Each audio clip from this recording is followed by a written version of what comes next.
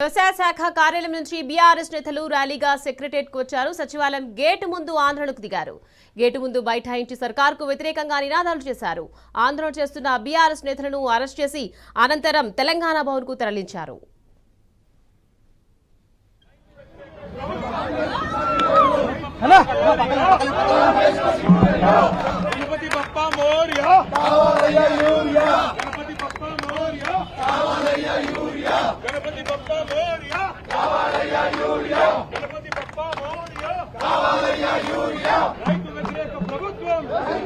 రైతులకు ఎరువులు అందించలేని అసమర్థ ప్రభుత్వం, రైతులకు ఎరువులు అందించలేని అసమర్థ ప్రభుత్వం, రైతులకు ఎరువులు అందించలేని అసమర్థ ప్రభుత్వం, రైతులకు ఎరువు అందించలేని అసమర్థ ప్రభుత్వం.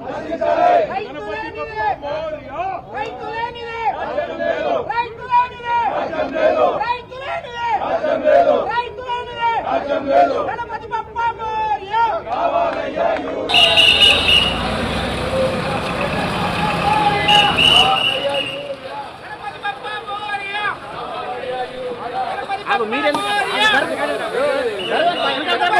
మోరియా. గణపతి బప్పా మోరియా. గణపతి బప్పా మోరియా. గణపతి బప్పా మోరియా. కేబుల్ చూసుకోరా.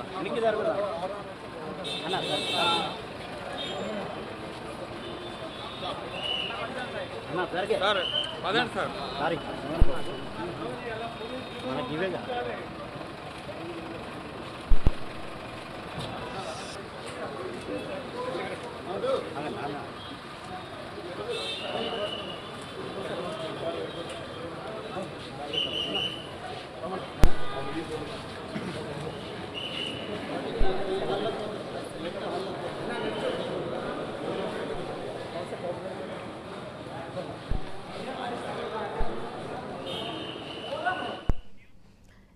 ఇక రైట్ రాష్ట్రంలో నెలకొన్న యూరియా కొరతకు ప్రభుత్వానికి వ్యతిరేకంగా వ్యవసాయ శాఖ కార్యాలయం నుంచి బీఆర్ఎస్ నేతలు ర్యాలీగా సెక్రటరియట్ కు వచ్చారు. సచివాలయం గేటు ముందు ఆందోళనకు దిగారు. గేటు ముందు బైఠాయించి సర్కార్కు వ్యతిరేకంగా నినాదాలు చేశారు.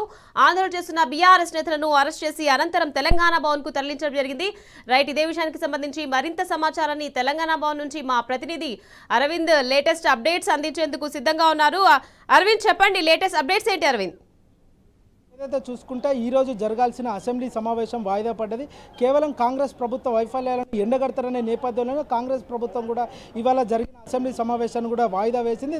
దాని తదనంతరం రాష్ట్రంలో ఎక్కడెక్కడైతే యూరియా కొరత జరుగుతుందో ఆ యూరియా కొరత రైతుల బాధ తీర్చడానికి బీఆర్ఎస్ ఉన్న ఎమ్మెల్సీలు ఎమ్మెల్యేలు అందరూ కలిసి వ్యవసాయ శాఖ కార్యాలయానికి వెళ్ళారు. అక్కడికి ఇచ్చి వ్యవసాయ అధికారికి ఒక రిప్రజెంటేషన్ ఇచ్చి అక్కడ నుండి తదనంతరం సెక్రటేరియట్కి వచ్చారు. అక్కడ భారీగా పోలీసులు మోహరించి వీళ్ళని కూడా అరెస్ట్ చేశారు. వ్యవసాయ కార్యాలయం దగ్గర వారిని లోపలిని అరెస్ట్ చేసి అక్కడ నుండి తీసుకొచ్చి మరి సెక్రటేరియట్ దగ్గర కూడా వదిలారు.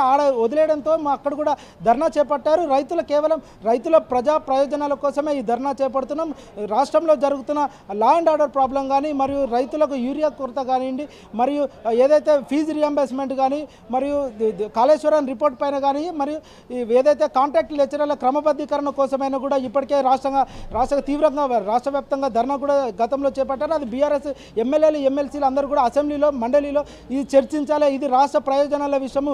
రాష్ట్రంలో ఎవరికి కూడా ఇబ్బందులు జరగకూడదు. గత ప్రభుత్వం బీఆర్ఎస్లో ఉన్నప్పుడు ఒక్క రైతు కూడా యూరియా కష్టాల కోసం కూడా ఇప్పటి వరకు కూడా వేచి చూడలేదు. కానీ ఇప్పుడు కూడా యూరియా కొరత రావడానికి అసలు ప్రధానమైన కారణం ఏంటి? రాష్ట్ర ప్రభుత్వం ఎందుకు పట్టించుకోలేదు? ప్రజా ప్రయోజనాలకు కూడా ఏది కూడా ఇబ్బంది కలిగిస్తే బీఆర్ఎస్ పార్టీ ముందు వరుసలో ఉండి పోరాటం చేసేదానికి కూడా వెనుకాడని పరిస్థితి కూడా కనిపిస్తుంది. దీంట్లో భాగంగా చూసుకుంటే ఈరోజు ఏదైతే అసెంబ్లీ దగ్గర కూడా అసెంబ్లీ ప్లకార్డులతో కూడా భారీ నిరసన తెలియజేశారు. అక్కడ కూడా గన్ పార్క్ దగ్గర కూడా నిరసన తెలియజేశారు. దాని అనంతరం కూడా వ్యవసాయ శాఖ అధికారికి కూడా వినతి పత్రం ఇచ్చారు. అక్కడ కూడా పోలీసులు భారీగా అరెస్ట్ చేసి సెక్రటేరియట్ దగ్గర వదిలేయడంతో అక్కడ కూడా సెక్రటేరియట్ కూడా ముట్టడి చేశారు. అక్కడ ముట్టడి చేసిన అనంతరం కూడా అక్కడ కూడా పోలీసులు వారిని నిర్బంధించి మరి వాళ్ళని అరెస్ట్ చేసి తెలంగాణ భవన్కు తీసుకురావడం జరిగింది. ఇక్కడ కూడా ప్రధానంగా కేవలం వారి BRS working president KT Rama Rao గారు కూడా ప్రజా ప్రయోజనాల కోసం 15 రోజులు చర్చకైనా కూడా మేము సిద్ధంగా ఉంటాము. కానీ ఒకటే ఏజెండా ఉండాలి, యూరియా కొరత పైన ఎందుకు నిర్లక్ష్యం చేస్తుంది ప్రభుత్వం? ఎక్కడ సర్ప్లస్ యూరియా ఉంటే అది తెలంగాణ రాష్ట్రానికి తెప్పించి అందరికీ యూరియా కొరత లేకుండా కూడా చేయాలన్న పరిస్థితి కూడా కనిపిస్తుంది. కానీ ప్రభుత్వం ఎందుకు ఇలా నిమ్మకు నీరెత్తే పరిస్థితి పరిస్థితి తీసుకొచ్చింది. ఒక్కొక్క రాష్ట్రంలో కూడా ఎలాంటి నీటి ప్రాజెక్టు లేక నీటి సదుపాయాలు లేక ఇప్పటికీ అందరూ కూడా తీవ్రంగా ఇబ్బంది పడుతున్నారు. కానీ తెలంగాణ రాష్ట్రంలో అతిపెద్ద ప్రాజెక్టు కాళేశ్వరం ప్రాజెక్టు.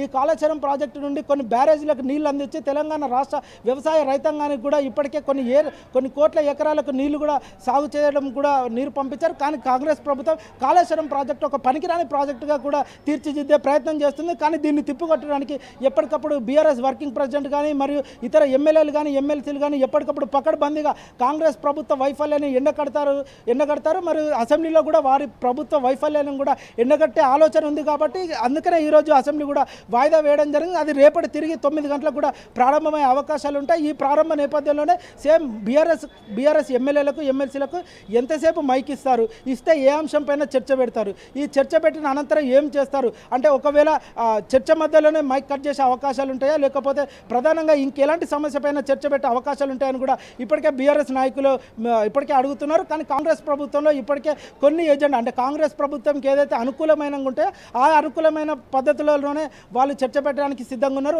ఒకవైపు ఏమో కాంగ్రెస్ ప్రభుత్వంలోనే వారి అంటే కుర్చీలను కాపాడుకునే ప్రయత్నంలో ఉన్నారు తప్ప రాష్ట్ర ప్రయోజనాల గురించి ఆలోచించే పరిస్థితి కూడా కనిపిస్తలేదు. ఒక దిక్కు తెలంగాణ రాష్ట్ర వ్యాప్తంగా మొత్తం కామారెడ్డి కానీ మెదక్ కానీ వర్షానికి వచ్చి వరదల్లో ప్రజలు జనాలు జీవరాశులు జంతువులు కూడా కొట్టుకుపోతుంటే కానీ ముఖ్యమంత్రి మాత్రం బీహార్కి వెళ్ళి ఎన్నికల ప్రచారం చేస్తున్నారు. అసలు ఇది ఏమాత్రం సమంజసమని కూడా ఇప్పటికే ప్రజలు తీవ్రంగా మండిపడుతున్నారు. ఇలాంటి వరద సమయంలో కూడా ప్రతి ఒక్క ఎమ్మెల్యే నియోజకవర్గానికి ఉండి అక్కడ పనిచేసి అక్కడ ఎవరికి కూడా ఎలాంటి ఇబ్బంది లేకుండా కూడా చూడాల్సిన ప్రభుత్వం కానీ అసెంబ్లీ అని పెట్టి ఈ అసెంబ్లీలో ఇప్పటికే వాళ్ళు ఎలాంటి నిర్ణయాలు తీసుకుంటారో అసలు అసెంబ్లీ పెట్టడానికి ముఖ్యమైన కారణాలు ఏంటి, కేవలం ఇది ప్రజల్ని డైవర్ట్ చేయడానికి తప్పుదోవ పట్టించడానికే ఈ ప్రయత్నం చేస్తుందని ఇప్పటికి కూడా మండిపడుతున్నారు.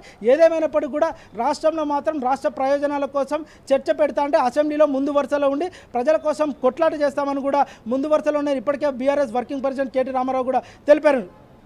Right, thank you Arvind.